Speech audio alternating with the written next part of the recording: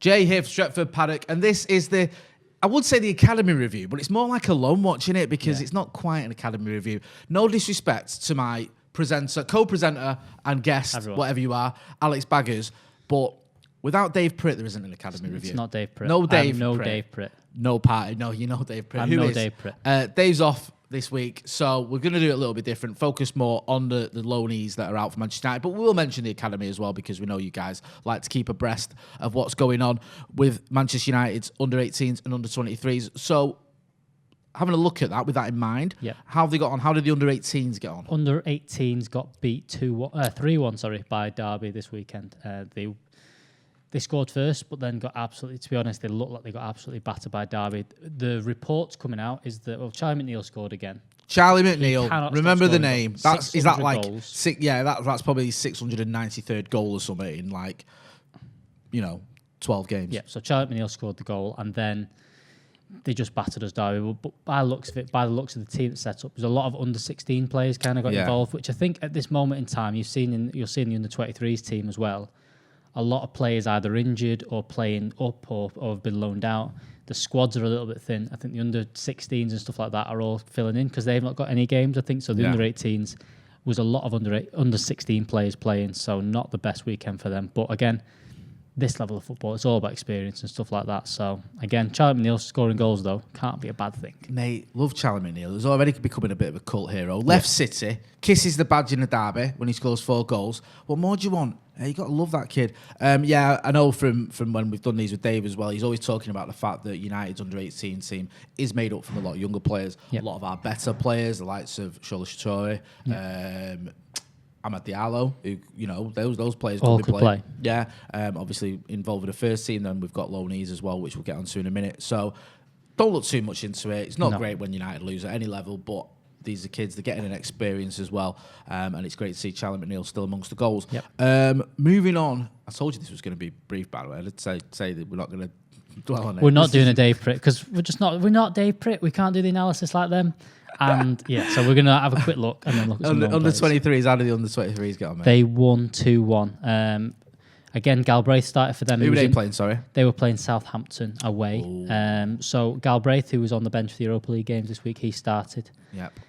There's a lot of people disappointed he didn't get that chance because I think Shoretire coming on and as well Ahmad getting his chance was short in midfield, and it kind of made sense that maybe he gave Galbraith a chance. Dave was sat there this time last week saying exactly that, mate. Which was a bit odd for him not to get on the pitch because especially with being 4-0 up. Again, you saw this weekend with McTominay and Fred playing. We could do with someone else in there, and when we've got things like the FA Cup coming up, the Europa League coming up, if you'd have given him a bit of experience last week, it wouldn't have been such a jump to come into these games. But Galbraith started. Very good game by the looks of things. A lot of very good goalkeeping on show was the match report. And then they scored in the 74th minute from Kazim Oliagibe. I can't say it. I'm not going to say it. Listen, one thing. Oh, that's me. That's a reminder to take my tablets. Yeah. Leave that in. Don't take that out. Absolute screamer, by the way. Well done, right? Because one thing Dave Pritt does when it's the opposition, you don't even name the players. He just said the lad from Leicester or the lad from Southampton City. He don't care. Neither do I. Scored an unbelievable goal, and then Charlie McCann scored 2 goals in the 84th and 87th minute. Come back, score 2 again. Very, very good goals to win 2-1. That takes them up to 3rd in the under-23s league or the Premier League 2 or whatever it is. So. I mean, we always say this on the Academy Review, the under-23s, it's a difficult one to gauge. It's not always the greatest level. Sometimes you want your players to sort of to just play there briefly, then move on loan or get involved in the first team. But it is football, and depending on which team you're playing, sometimes you do get quite a good standard. I've been to watch under-23s at Leeds Sports Village a few times when we were allowed to go and watch them, of course, and seen some pretty good games of football there as well. So I don't look too much into the under-23s, but it's always nice to see that players are doing well for them, if that makes any sort of sense. Moving on then to the loanees. We've got quite a few on loans. On loan. Who are you going to start with? Jimmy Garner. Jimmy Garner, who obviously he's still 19. It feels like his name's been around for a while now, and I think that him still being 19, he got his move to Watford at the start of the season, came back. He's gone to Nottingham Forest in the January and has scored he scored his first goal this week against Wayne Rooney's Derby, which they won that game. And all the Forest fans seem to be absolutely loving what James Garner's doing there. And he's starting to show that potentially he's got something about him that could put himself into the first team at Manchester United, if not, do very well elsewhere, because he's performing really, really well at Forest. Forest fans absolutely loving him. And like I said, getting his first goal in open age football, full football. Yeah, I mean, the thing with James Garner is, what I like about the Forest fans, they've not got carried away with him in his performances. They've just been comparing him to Sergio Busquets. After like 90 minutes of football, I think they started doing that one, which I think is perfectly reasonable. That's absolutely fine, yeah, I was pretty much doing the same when I saw him playing for the under-23s. Oh, no, actually, I went for Michael Carrick. Listen, he's obviously hit the ground running there. We know what James Garner's capable of at a sort of a lower level. We've seen it for the under-18s and under-23s. He's been the sort of standout player in that sort of age group, the one that when, again, I don't want to keep going on about it, when I did go to watch him, he was the one that everyone was talking about, and he was actually, when I last time was there, he scored as well. So he's obviously a talent. He's just got a few players in front of him. But there is a sort of theory that maybe Nemanja Matic is aging at the right time for James Garner to sort of, as Matic powers wane, James Garner's get good enough for him to come into the first team fold. Do you think that that's a possibility in the next couple of years? I think it's a possibility. I think next year is going to be a big thing for a lot of these players, because obviously there's a lot of positions. You've looked at centre-back position, been talked about for a while, and you've got Mengi, you've got Tuanzebe that have come through the academy. Are they the ones that are going to step up, or are we going to sign in? Same thing in central midfield. You've got Matic. There's obviously Fred McTominay. We want to be looking to upgrade on maybe someone more creative, someone that's better on the ball. And it's whether the likes of Dylan Levitt, James Garner come back into Manchester United and end up pushing for a first team spot, or we're going to sign in. Even on the centre forward front as well. You've talked about McNeil and Hugill and Mason Greenwood and stuff like that. But still, we're getting linked with Haaland, linked with other players around in the Premier League. It'll be interesting to see this summer what Ollie does. It'll be interesting to see whether he gambles a little bit and goes, I'm going to try the younger lads in there, or whether he's going to sign ready-made players. And Jimmy Garner's one of the ones that maybe he could take up the same sign spot, like you said, Matic has been doing this season. If he starts to step away, can he play because Matic hasn't played too much this season, whether he does that. But whether, if he has to go in alongside a Fred or a McTominay, that's a big ask for him to do. It's different when he's been coming in. He played in a couple of Europa League games alongside Nemanja Matic. Nemanja Matic has that experience to kind of guide someone like that through. We've not really got that player that I feel that could be alongside of James Garner and guide them through a game, especially with the report still that Paul Pogba might be leaving. Imagine Paul Pogba leaves and then Paul Pogba leaves, Matic is playing less games, and then you've got James Garner coming in. It's a lot of pressure for a young player to do. That's a good point. And whether we can risk at this moment in time to do that, I don't know. Same thing with Dylan Levitt. I think that the quality is obviously there. There's a reason why he's played so many times for Wales, but not for Man United. But it's can he go in and be a Manchester United centre midfielder right away? Or can he just build on these loans for now and still do it in under-23s? It'll be interesting this summer what Ollie kind of gambles on, really. I think that's going to be the talk of the summer, really, especially in the academy side of things. No, I get where you're coming from there completely. There's a lot of decisions to be made, and I think we have to admit that Paul Pogba is going to move on in the summer. Yeah. So we're going to have to see what Ollie does about the midfield situation. Who else have you got for me? Ethan Laird, again, is... Love Ethan Laird. The rating of MK Dons, he did an interview there after the game saying how much he's loving it there. He's loving the style of play as well, because I think they are playing some quite expansive football. They're not just sitting back, and They've used him almost like a wing back, haven't they, rather than a right back. Yeah, and he's also, I think he's even dropped in at like the right side of the centre half as well. Yeah, I don't think he's just played as a right wing back. I think he's played in a couple of positions, but he's enjoying it because he's playing football. I think a lot of the problems with dropping down the divisions is that you end up just having to win headers and there's not playing football. But I think MK Dons, he's liking the fact that they are playing a bit of football. They're trying to be expansive, which is going to help him coming back into, if he ever comes back to Manchester United, he's not going to come back in and be a completely adapt to having to have more of the possession of the ball. MK Dons seems to be doing that. He's loving that. I think Dave talked about, he got an assist last week for Will Grigg. Hey, forget about him. Yeah, Will Griggs on fire. Remember him? Flying. Yeah, at Wigan, and then he went to Sunderland. The wheels came off his career, didn't they? Wow. So, but he's at MK Dons. He got the assist last week, and everyone's raving out about it. But he's looking very good. And again, we talked about who could potentially step up next season and push people. I think Wan-Bissaka's had a really good season, But the case of the right back, I still think we're looking at different options, looking at someone a bit further forward. There's rumours about Max Aarons. There was obviously the rumours about Trippier, or however you want to say it. Trippier. Wow, Trippier. I think we want someone that's a little bit goes further forward and can do that, and even maybe play in that wing back role. And maybe Ethan Laird, if he can stay fit, because I think from what everyone said, he was better than Brandon Williams. That's why Brandon Williams is a left back. Yeah, because he was Ethan Laird. You couldn't have them both. Brandon Williams filled in at left back. There's always been the talent there. I think he scored something like 22 goals one season from right back. Like, ridiculous stats. Record. He's great going forward. Even he's a good all-round player. It's just he's had terrible luck with injuries. That's it. It's whether he can stay fit. And this little loan at MK Dons, if he can stay fit for the rest of this season, come back to United and get a pre-season under his belt. I think this is one thing that coming into this season we've not been able to do. That's maybe why we've loaned more players out this year, because I think there's been more, like Garner and Levitt have been linked to go out on loan for a while now, but I think this season, without a pre-season, without the fact that you can bed these players in, going out on loan's done them good. And I think that next season, with the loans they've had, with a bit of pre-season, hopefully see them more on the first team squad. 100%. What was the score, sorry, for MK Dons? They drew 1-1, I believe.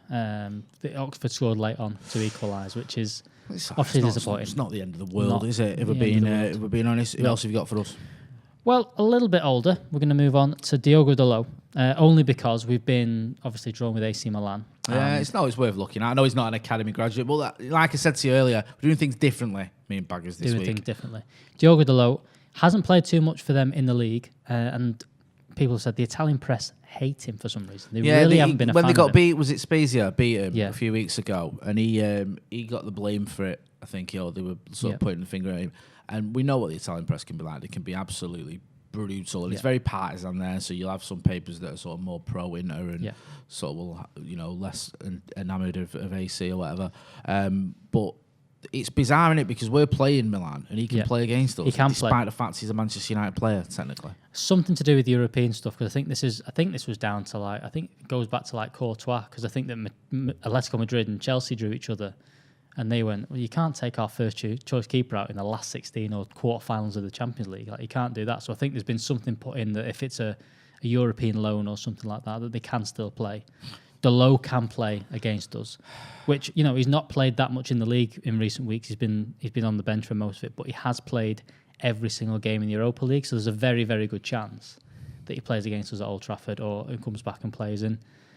It'll be a point to prove for him on both fronts. Obviously not at the best of times of AC Milan, but I think that, like we mentioned about Ethan Laird and the fact that pushing Wan-Bissaka in terms of having someone that's more attacking, he'll want to prove a point and want to do stuff against Manchester United, because I think either he wants to come back or he wants to be a first-team player elsewhere, because from the small bits of him at Manchester United, there was some real good stuff from him. He looked very good, but it's very tough coming into a team that's struggling and trying to be an expressive right back kind of thing. It's easy to cook. If you went to Manchester City and went and played, you're not worried too much because you're having 80% of the ball. You're doing that. But he came into Manchester United under Mourinho when it was never going to really work out as a right back for him. He might have played wing back. And under Ollie, he's obviously brought Wan-Bissaka in, who has done a better job defensively, which is what Ollie wanted. But it'll be interesting to see what happens with Diogo Dalot next season. Yeah, I mean, I quite like Diogo Dalot. I feel he's a bit unlucky. I don't think he's a bad player. I don't think he was particularly bad for Manchester United. I just don't think he quite had what it takes to be a sort of player that you can rely on if you've got aspirations of challenging for the title. And listen, I hope it works out for him. Milan, obviously, I hope he doesn't have a good game against us if he does play. But maybe there is an option for him to come back, and that's something I just don't feel that Ollie fancies him. And it's quite odd, isn't it? Because, without Diogo Dalot, Ollie's probably not got this job. No. That penalty against Paris, he earned it. If he didn't have a shot from 35 yards that was going into row Z, then Ole Gunnar Solskjaer probably doesn't get that win and probably doesn't get the job on a permanent basis. Talking of sort of players that weren't, older players, shall we say, that have gone out on loan, seeing as we're doing a bit more of a loan watch, even though technically he's an academy player, so we're actually allowed to do this. Academy graduate on loan. So we're going to talk about Jesse Lingard, who's absolutely smashing it at West Ham United. Yeah, got himself another assist against Manchester City this weekend. As well, I thought for 1 minute he was going to beat him or get a draw there. That would have been amazing, wouldn't it? But it was, but not to be. But again, another good game. Watched a lot of it. He just looks... West Ham have been playing some good football this season, but Jesse Lingard looks much better than a lot of their players. He comes in and has that confidence. He plays the ball quick, and I think that he got absolutely slated at Manchester United, and I think that people underestimated how good of a footballer he still was. There's a reason why he went with England to that World Cup and played a lot of games and did a lot of that. He is a very, very good footballer. He's come back fitter, he said, this season, and it's shown that at West Ham he's really done well. 3 goals, 2 assists so far in the 5 games he's played. He's not doing bad. No, that's really good. I mean, I feel pleased for Jesse Lingard. I really like Jesse Lingard. He's a good lad. United through and through. He's been at the club since he was about 7, I think. Didn't have the best of time over the last 18 months. Had a lot going on off the pitch as well that people sort of dismiss. He's gone to West Ham. His career looks like it's been rejuvenated. Do you think there's a door open for him at Manchester United, or do you think that the best is going to happen is he's going to get a permanent move? Because there was talk in the papers of United sort of saying they want 20 million quid for him. Some people on social media saying, listen, if he's playing well for West Ham, why can't we bring him back? Where do you stand on it? I think that the one thing it's shown, I think that Jesse's played his best football when he's had a run in the team. I don't think he's a player that can come in and do bit parts here and there. I don't think he's going to do that. He's not an impact sub. I don't think he's that kind of player. But what he is in games where you've not got a lot of the ball, he presses so well and does that. And then in games like for West Ham, he's kind of linked up the play. It's not him dribbling past people and doing stuff. It's just like 1 and 2 touch stuff, keeping things ticking, being an option all the time in the final third. I think he needs games, and I think that at Manchester United, unless Ollie, I just don't think he's going to get that at Manchester United because he's not going to play on the right-hand side. He's definitely not going to play ahead of Bruno Fernandes. So where's he going to fit in? I just don't think it's going to fit in at Manchester United, and I think that at the time he's in his career, he's 27 now, 28 soon. He's 28, Or he's 28 now. Yeah. He needs to be playing first-team football, and I think that West Ham would be a great club for him. I think he'd do well there. I think he'd do well abroad as well. I think it's all down to what he wants to do. If he wants to, I think that it'd be right to say, well, I'll come back and fight for a spot again. If he wants to do it at Manchester United. But I think realistically, he knows he's not going to be a first-team player at Manchester United. He's not going to play 40, 50 games a season for Manchester United. He's going to play cup competitions. He's going to play the odd minutes here and there. And I don't think that's right for him at the minute. I think he's better being at a smaller club, different aspirations, and can do what Jesse Lingard's done very well, and he's shown it in the last few weeks. 100%. Love Jesse. Glad it's working out for him, and I hope that it continues to do so. I'm just a bit unlucky that he couldn't help West Ham take some points off City. Just slow down their title a little procession, bit. Really, innit? Cause well, it would have given us a little bit. Yeah, maybe. Like a little bit. Going into yesterday, maybe maybe go different. Our sales up a bit because it's like, City had stumbled slightly. But never mind, we digress. Finally, is it Ted and Mengi last on your list? Ted and Mengi, he's not played this weekend. He didn't get on this weekend. There's a few players. How did he get on though without playing? Really well. Yeah? Really well. Apart from Nottingham Forest beating them and Jimmy Garner doing well. Played really well. Palestri came on for half. Sorry. Played another half for quickly there. For Alaves. Facundo. Trying to research some stats on him was very confusing because everywhere at one point you're saying they had too many players on the pitch or something. Said they had 12 people on the pitch. It was well confusing me. I was confused. But Palestri's played a few games for them there. I don't think they're doing too well in the league, but I think it kind of... They brought him on before. I think they lost 4-0 the other week and he came on as sub for him. I felt sorry for him. That was against Sociedad. The thing that kind of shows is that people were saying, why isn't he playing first team? Why isn't he coming on for United? He scored a couple of goals. Why isn't he on the bench? Why aren't we at least trying him? Well, he's gone to Alaves and he's struggling to get in the team. Like, give the lad a bit of time. Let him bed in there. Let him play some football. It's not just going to be, there you go and play. And I think that's the same thing. I think Ahmad's going to be at a different level than him. I think he looks like a better talent. But at the same time, need to be a little bit more patient. Don't rush him into the team. Let him play that. Maybe he has to go on a loan or maybe to try and get some more minutes, but just be patient with them all. They're not just going to come into the first team and score hundreds of goals. I think we get carried away, don't we? But I think Palestri got a goal, didn't he, against City under 23s or something like that, and everyone was like, it's a good goal. It's like, that's it now. Get him in the first team. Probably best that he's not. I think the big thing was that we didn't aim on the right as well. I think that's where Palestri and Ahmad have been pushed in more. We've not got anyone that is a right winger. We've not got someone that can play on that right hand side that's where they want to play. Mason's done a great job. Dan James done the job in the last few weeks, but we've still not got someone that fits that mould, which Ahmad and Palestri do. Yeah. So I think that was where people just go and get them in. But I think, look, they need time. They're not going to be ready-made footballers straight away. I think, again, give them a pre-season, see how they get on a pre-season tour, and then we'll see for next season.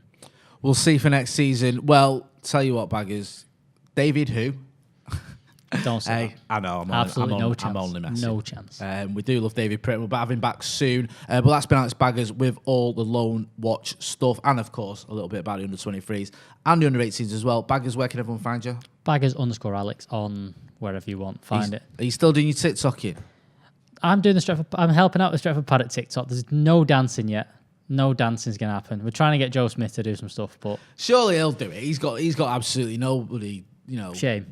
Yeah, that's it. Anyone who remembers Late Night Live will know he'll do anything. We're trying, but yeah, follow us on TikTok. We're trying some different stuff on there. We've got Freddie Quinn on there as well. He's a funny guy. Who is very funny, so he's helping us out on there. But something different for everyone at home. Something different. If you're not doing as well, check out the members section where we've got some giveaways going on. And if you're not subscribing, sort your head out, man. Subscribe to the channel. Give us a like. Get subscribing. Get sharing. That's been Alex Baggers. I've been Jay Motti. This has been the Academy Review /Loan Watch. Thanks for watching.